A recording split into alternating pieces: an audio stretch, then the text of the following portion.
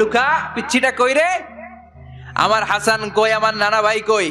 আর বিশ্বনবীর আওয়াজ শুনলে হাসান এসে বিশ্বনবীর কাঁধে। আল্লাহু আকবার, আল্লাহু আকবার।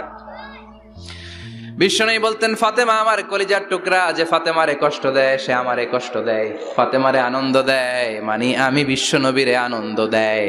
এই ফাতেমা সব সময় পর্দায় থাকতেন, দিনের বেলা বেরোতেন না, সারা দিনে টয়লেট করতেন একবার, সেটাও করতেন রাত্রে, যাতে দিনের বেলা কেউ তারে না দেখে। কি ব্যালেন্স লাইফ, কি ব্যালেন্স লাইফ! রাতে একবার টয়লেটে যাও মানে কি সারাদিন খাওয়া দাওয়া এরকম ব্যালেন্স করে করতেন। কেউ দেখতে পারে নাই ওনারে, কেমন ছিল কেউই জানতো না। এমন ভাবে চলাফেরা করতো, কোনো পুরুষদের সামনে দিয়ে কখনো যেতেন না। এজন্য ইন্তেকালের আগে আলীকে বললেন, আলী, বিশ্বনবীর ওসিয়ত অনুযায়ী কিছুদিন পরে আমি আমার বাবার সাথে সাক্ষাৎ করব। ইন্তেকালের সময় বেশি লোক আমার জানাজাতে আসার দরকার নাই, নিজেরা দোয়া করে দিলে চলবে।